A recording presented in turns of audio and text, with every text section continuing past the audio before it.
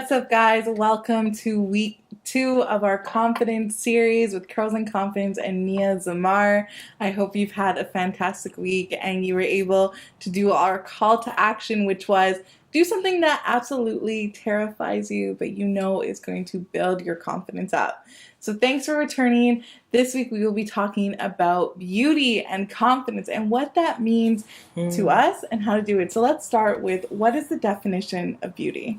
So the definition of beauty, according to dictionary.com, is the quality present in a thing or person that gives you intense pleasure or deep satisfaction to the mind. So that's regarding color, shape, sound, something that you really resonate and just can't keep your eyes off of. And of course, we all know beauty's in the eye of the beholder. Yeah. And what I really liked about the dictionary.com definition is it actually mentioned like spirituality manifest. And I was like, ooh, dictionary.com, like you up to like this? Okay, cool.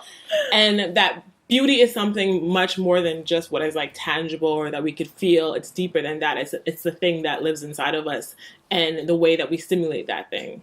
It's like, you know, when you meet someone and you're like, they have such a beautiful soul. And it's not that they're not beautiful, but it's almost what attracts you the most is their soul, is their spirit, is their kindness. So sometimes when we think of beauty, we're thinking of, oh, that person's a beautiful on the outside, but there's so much more to beauty, and I think that's what today's video is really about. Is diving a little deeper and saying what makes you beautiful on the inside as well as the outside, but what is that natural trait that just makes us say you are beautiful? So can I ask you, what was the first time you felt beautiful?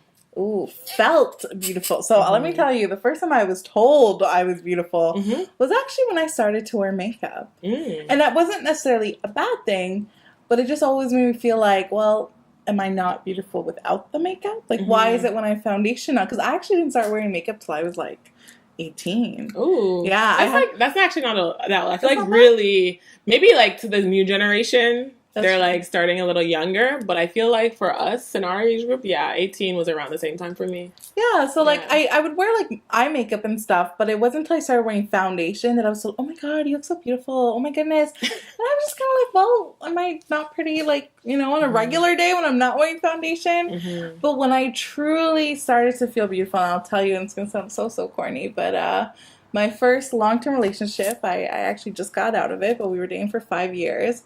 He would constantly tell me how beautiful I was. And I could be sweatpants with my hair all like ugly and nasty, especially when I was like going through my transitional stage as a natural. My hair was wild, and it was this constant reassurance and constant reminder that I was beautiful. So I could definitely say that's when I first felt like I was beautiful, because I was seen as so much more than just what I looked like from the outside, where he always was like, you're beautiful, like you're inside, you're outside, you're beautiful. So it didn't matter if I was all done up that day or if I was just chilling at home. It was just that constant reminder, like, you're beautiful. So that definitely was my first time. So I guess being in love made me first I love realize love, so that's beautiful. Yeah, I love that. Okay. For me, it wasn't similar to, like, there isn't this exact moment that I can recall where I'm like, in this moment I now know I'm beautiful, but it was kind of like the years of undergrad. Like, I remember going into undergrad as one person and then leaving as another person completely. And it was the transformation that happened. I actually started wearing my hair. I relaxed my hair for first year of undergrad, thinking that like I was gonna be grown, and like it meant like having straight hair meant being grown. And then I remember going through the transition of like going back to natural. And I remember like those years I started to really come home to myself in a lot of ways, and I started to really have a better understanding of who I am as a person. And then it was more so towards the end of undergrad that I also had left a relationship that I was in for a long time. Like, all these things had happened. And by the end of it, I remember feeling really beautiful, because I felt like I had finally, like, kind of like, went through my caterpillar stage. Like, I was in my cocoon, and then somewhere towards the end of it, I started looking more like what I wanted to look like. I started being more of who I wanted to be, and I felt like I became this butterfly, and I like spread my wings. And that's when I started to really feel beautiful, is at the end of undergrad, when I was like, okay, I've arrived. Look at me. I'm here. Diva. But no, it sounds like it was more of a Yeah. spiritual growth for you Yeah. then. So it was like you felt more beautiful as you grew, as you experienced life more. Yeah, for sure. Of course, you got your undergrad too, so it was like, haha. Yes. Extra grown. It was that. It was like, it was the accomplishment of being able to be like, this is who I truly am. I'm here. Love it. Yeah.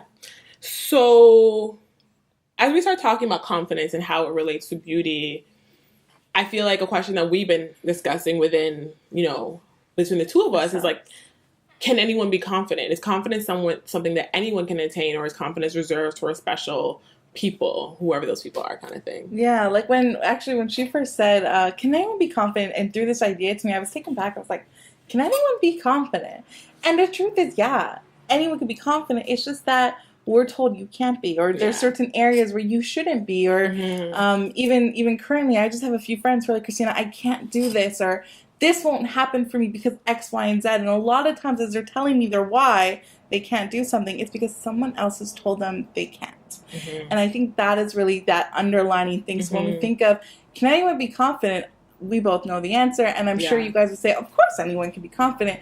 But then if I was to ask you, what is that one thing that you think you can't do? You'll say, well, because someone told me I couldn't, or I'm not qualified enough, or I just don't have whatever it takes to do that. And it's like, no, you could be confident. Anyone could be confident. It's just definitely finding that, right? So, I mean, what's your take on it? I agree. I think that confidence is also connected to beauty and like what people see as beautiful within our society. And I feel like there's definitely like the desirables and the undesirable, and we can talk about that within natural hair community. Like we all know that like it coming down to like certain curl types, or like whether it be skin tones, whether it be body size, like we can just keep listing all the things that society tells us is like more desirable or undesirable. And I think that sometimes what happens to us is we start to measure ourselves against these like standards. Yeah, these standards. And we start thinking, well, if I don't fit this or I don't fit that,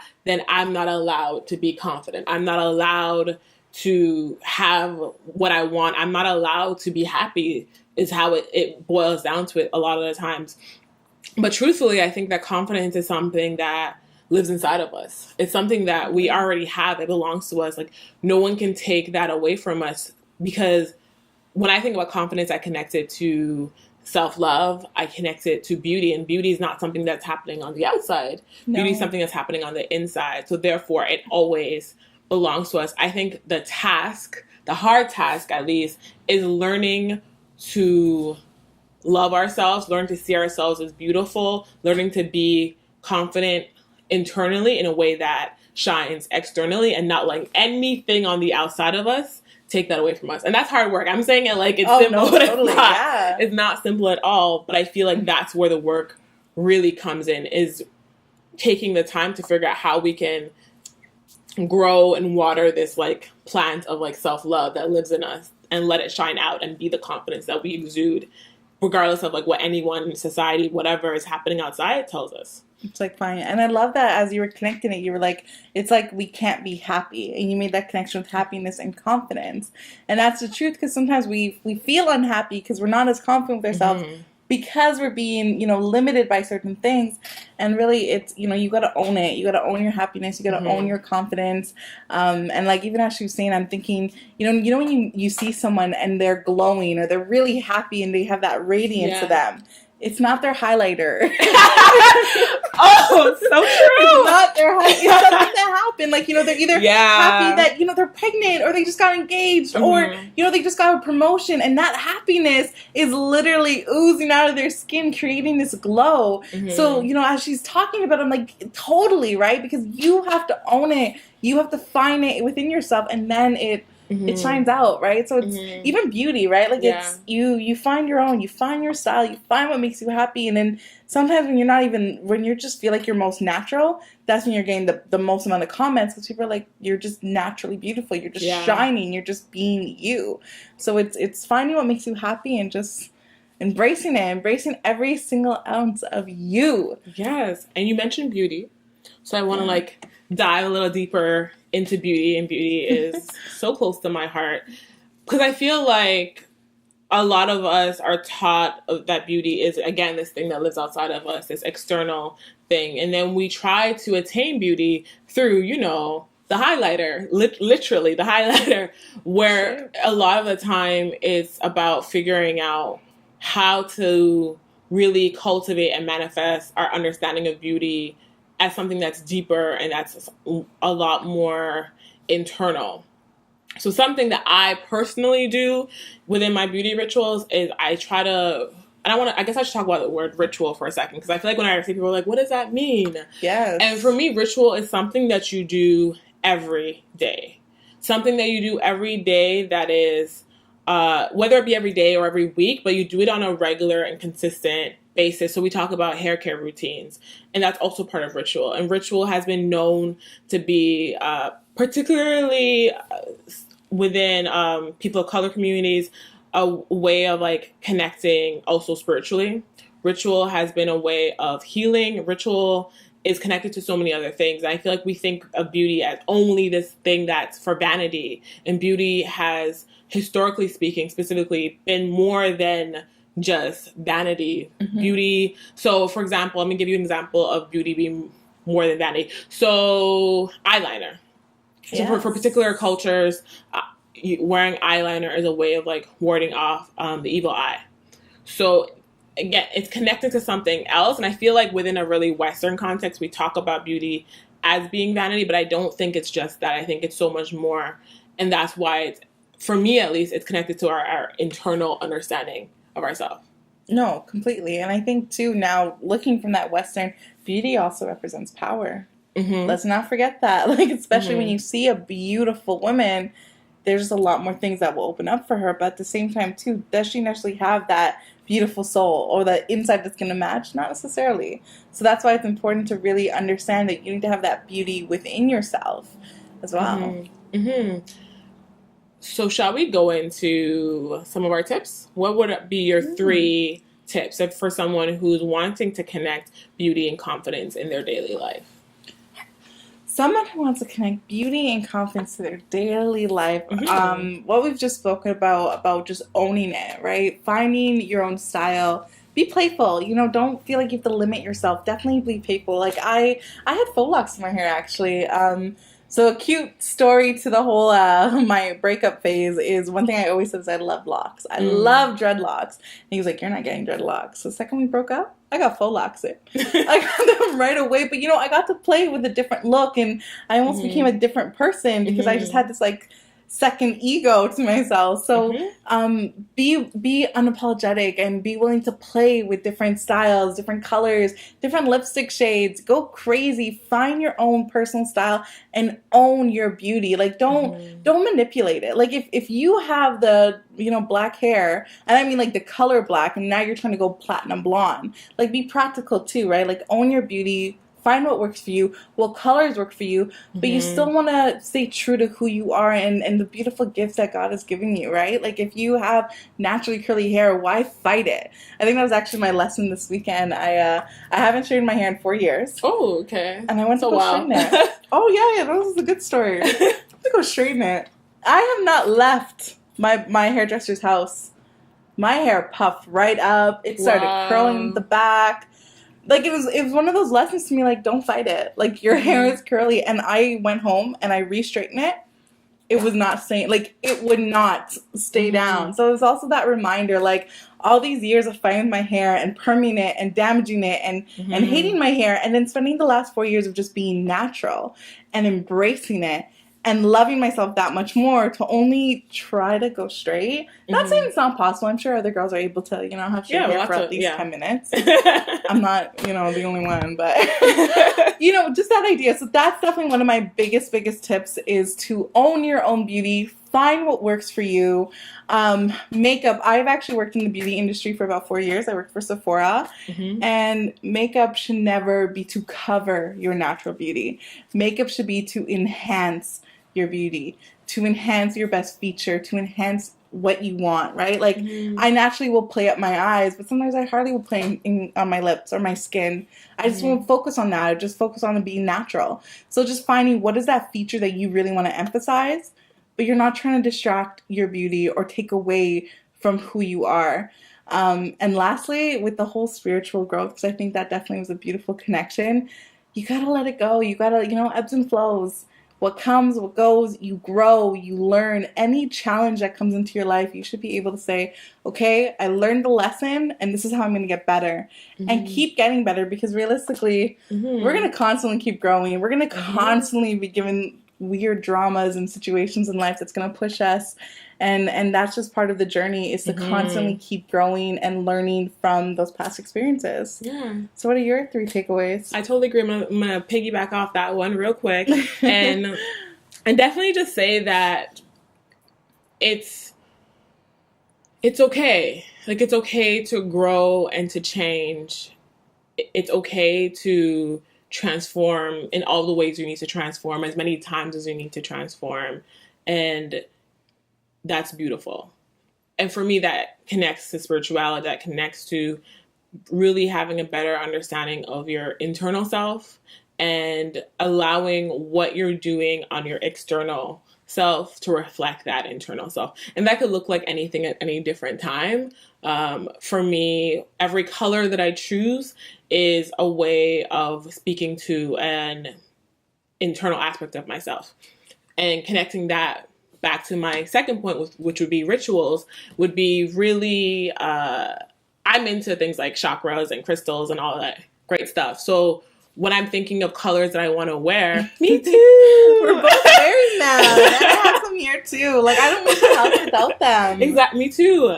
And when I'm thinking about what colors I want to wear, so for me, connecting back like rituals and spirituality to beauty, even my hair being purple. Purple is connected to the crown chakra. That's part of like how I activate that. Like, that's for me is really important. Blue is connected to the throat chakra. That's allowing us to like free our voice and be able to speak the truths that we need to speak. For me, sometimes a color I love to wear is orange. Orange is connected to the sacral chakra, which is around creativity and freeing our creativity. So using how I adorn myself in my beauty has been parts of how I give myself confidence to move through the world freely and to feel like I can be my best self, whatever my best self looks like that day. So my first point is connecting to your spiritual self. My second point is figuring out what rituals you can do in your beauty routine to allow yourself to feel more confident. And my third point would be self-affirmation and reclamation. There's a quote by Audre Lorde that I'm definitely going to butcher if I try, but she talks about defining myself for myself to not be eaten alive by other people's expectations, or something along the lines of that. Google the quote. It's definitely amazing. Maybe I'll like link it somewhere so you can actually see it. And for me, that's a really big thing. You need to figure out how you want to define yourself, who you want to be, and then live into that and act into that. Because I feel like sometimes when we don't take the time to do the work with ourselves, what ends up happening is we accept everyone else's definitions of us to be true because we just don't know. And I feel like it's really important to take the time to sit with yourself and be like, who are you and who do you want to be and how do you want to show up on this planet? What do you want that to look like? So those are my 3 points and my 3 takeaways. Sounds great. Yay. Well, thank you guys. Thank you for being here. Thank you for giving us your energy and your time, and we appreciate it. Like every video, we will have a takeaway for you this week. So our call to action this week is to actually try it out. Try out figuring out a ritual for yourself or a beauty routine for yourself that you can really connect the internal aspect of it. So whether that be spirituality that incorporates crystals and that kind of thing, or whether that be doing some internal work of journaling and figuring out what it is that is your blockage and you need to be confident about, and how to figure out how to blend that into your beauty routine so that your beauty routine is something that is not so much about hiding, but more so about like unveiling your true self. And try to do that every day for 1 week.